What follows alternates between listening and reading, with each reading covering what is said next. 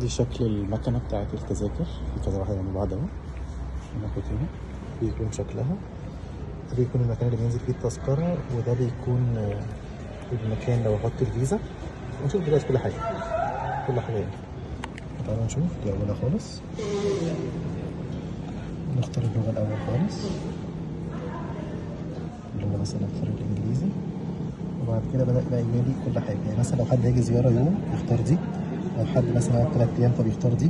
دي التذكرة الواحدة وهنفعلها، لو هنتك على دي هنفعلها كمان شوية. خلاص فدي الحاجة دي مثلا تذكرة بيكون الباص، في باص هنا كده اسمه رقم 100، ده بيكون تذكرته عشان خاطر بيقف يعني ممكن يوصلك للبيت أكتر، خلاص. فمعظم الناس بيختاروا، ممكن تختار 10 تذاكر بتكون بتاعتك 500، وكل مره هتضطر تفعلها. يعني لو تختار تذكره واحده او تذكره 10 تذاكر، عدد تذاكر معين، دي بتبقى بتفعلها كل مره. لكن مثلا 24 يوم 24 ساعه فانت مش هتفعلها خالص. خلاص انت معاك ورقه من يوم كذا، من ساعه كذا للساعه كذا، ودي لو 3 ايام خلاص. وهكذا دي مثلا لو انت عايز تعمل شهر، تقعد شهر هنا بيكون بالسعر ده. طيب انت بقى مثلا او انا مثلا عندي عروض معينه، مثلا انا طالب او كده، فيكون عندي حاجه زي كده عشان انا طالب، يكون عندي ديسكاونت زي ده. فاختار اي حاجه، بس انا عن نفسي اختار دي عشان طالب. لو حد يروح يوم يختار دي، 3 ايام يختار دي، 10 تذاكر يختار دي لو مش هيسافر كتير او ايا كان. انا مثلا اول ما جيت اخترت دي عشان كان لسه مش طالب، فاخترت ب 9000. انا واقف دلوقتي اختار دي،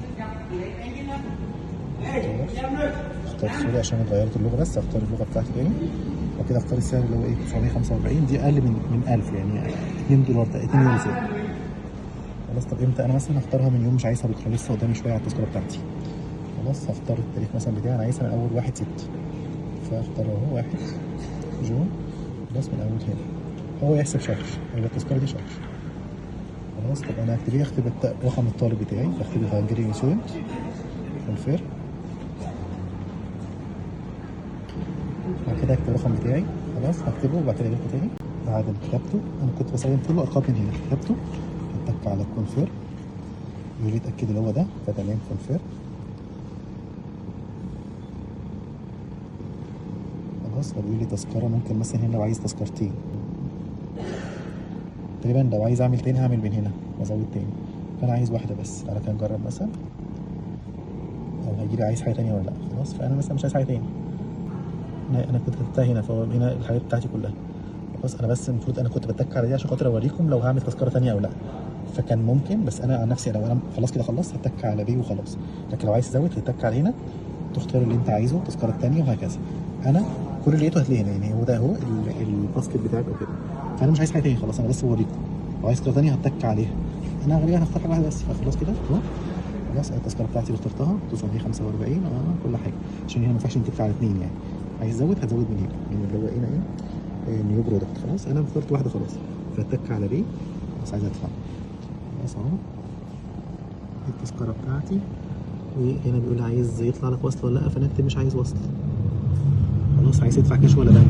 خلينا دلوقتي نجرب البنك، نجرب البنك بالكارت ونشوف هيحصل ايه. خلاص اهو هتك على البنك، مش عايز يطبع الريسيت. هو بيقول لك كل حاجه باين لك اهو هنا. خلاص. اللي هو في المكان ده هتدفع، هو نفسه نور اهو هنا، نور هنا. خلاص. كل حاجه اهو. وفي هنا ايه كمان، هنا في اللي هو الواي فاي.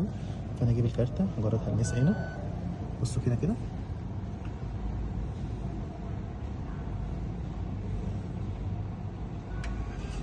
خلاص كده بيقول لك اهو هنا نور اهو، التذكره نزلت هنا، مجرد ادخل ايدك وتطلعها بس كده. دي التذكره شكلها، وده الرقم اللي كتبته.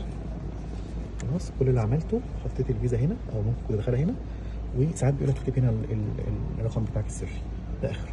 التذكره بتنزل لك من الجزء ده. خلاص. هجرب برده دلوقتي الكاش بيبقى الاماكن دي، هنجربها دلوقتي برده. طب انا مثلا هختار تذكره مثلا لمده يوم واحد، دي رحله يوم واحد، اختار لك عايز من دلوقتي ولا من بكره. اختار مثلا من دلوقتي، فيقول لك من الساعه كام بالظبط. دلوقتي الساعه 10 و10، فانت ممكن تقول مثلا كمان شويه، كمان ربع ساعه بقى تزود كده. طب انا عايزها من بكره، طب كده نلغي مثلا عايزها من بكره. سوري المفروض نكتب هنا اهو، عايز مثلا التذكره يوم واحد بس من بكره. اوكي. من الساعه كام بكره؟ مثلا عايزها من الساعه كذا، فتكتب الساعه كام عشان وقت ما تكتب هتطلع لغايه الساعه كذا. خلاص. انا هاخد اي حاجه، انا عايز اوريكم الكاش هيبقى عامل ازاي. هدفع.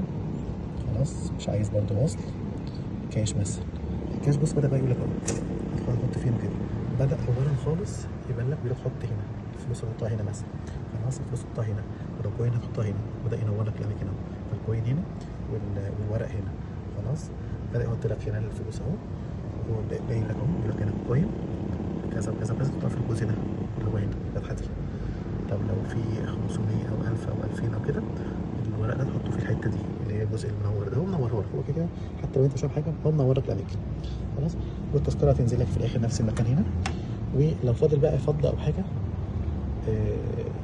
ممكن تبقى تنزل لك هنا، بصراحة مش عارف بالظبط، أو ممكن يكون دي تنزل هنا. هبقى أجربها يعني. دلوقتي لو عايز أدفع كاش هختار برضو اللغة،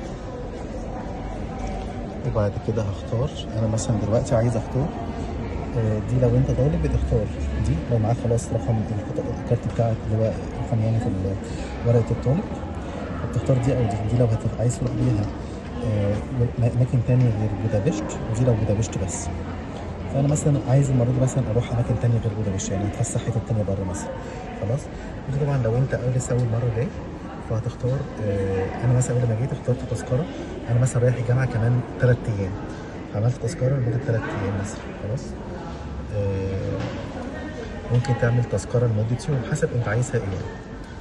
فممكن تعملها يوم واحد ب 2000. دي لو انت مش طالب بقى، يعني انت لسه مش طالب عشان خاطر الدوله ما تعرفش، عشان ما خدتش لسه الكارت بتاع الطالب. وممكن تعمل لمده 3 ايام، او لو انت عايز تتفسح 3 ايام فاعمل دي يوم واحد. دي تذكره واحده، ودي لازم تكتفها كل ما تروح مصر، لازم تكتفها وترميها خلاص بعد ما ترميها خلاص وهكذا. دي لو انت لسه جاي من المطار ففي حاجه اسمها تذكره اللي هو بتاع اتوبيس 100 اي. دي مهما عملت حتى الاشتراك دي 100 اي ده بتاع المطار بس. في مواصلات تانية زي اتوبيس عادي بيوصل للمطار برضه، بس دي 100 اي. لو هتركب 100 اي لازم تاخد تذكره مخصوصه.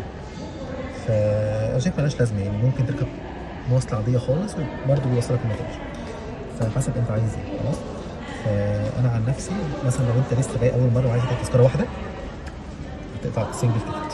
خلاص اللي هي دي. لكن انا نصيحه ليكم يعني ممكن تعملوا تذكره يوم او 3 ايام حسب هتروح الجامعه امتى، تاخد رقم اللي انت طالب. خلاص ممكن تشتري 10 تذاكر مع بعض، لكن كل تذكره هتروح مكتفها. هوريكم اكتفها دلوقتي منين. مش الاكتفه بتكون في محطه المترو كده، بتكون في حاجه كده. فانا عموما مثلا هختار اي حاجه. انا مثلا هختار دلوقتي انا عايز دي حاجه كاش ولا بنك. طبعا البنك عملناها وشفتها، هتك على كاش هو فتح لي هنا. المفروض مثلا ادفع 2000 فاهم. طب لك هنا احط البوينتس وانا احط الفلوس ماشي. فانا مثلا احط 2000، انا هحط 5000 اول مره اجرب. فانا المفروض احطها كده، لو حطيتها واخدتها ما حطيتش كوينز او حاجه فاشوف هيحصل ايه. اهوت قال لك نجح. المفروض بقى يديني الباقي، معرفش هيديني الباقي تقريبا هنا اهو. تذكره نزلت هنا. Please collect the returned banknotes. اداني الفضه من هنا واداني فلوس من هنا. يبقى حطيت فلوس هنا واداني من هنا الباقي. Please collect the 3000 فاداني 3100 فاهم كده مظبوطه. واخدت الباقي كان في لسه فضه انا قلت مش هيديني الباقي، فهو اداني كده ايه حتى ال10. راجل محترم بس. فاداني الفلوس من هنا مع التذكره الكوين، يبقى احط الكوين هنا وبيديني الوعي هنا. الفلوس بحطها هنا وبيداني بس كده. دي شكل التذكره. التذكره دي الورقه دي مش بحتاج افعلها، لكن لو تذكره صغيره بتبقى بتفعلها من المكنه. تيجي بقى تفعل التذكره لو تذكره واحده بيبقى اماكن زي ده، مجرد بتجيبها تدخلها هنا. لو تذكره واحده تحطها في الحته دي بس كده. مكنه ثانيه اهو برضه يقول لك التذكره لو انت عايز تشتري تذكره من هنا بقى خلاص بتدفع كده بالكارت يعني. فالمكنه نفسها بتكون زي كده، تحطها هنا بس مش اكتر.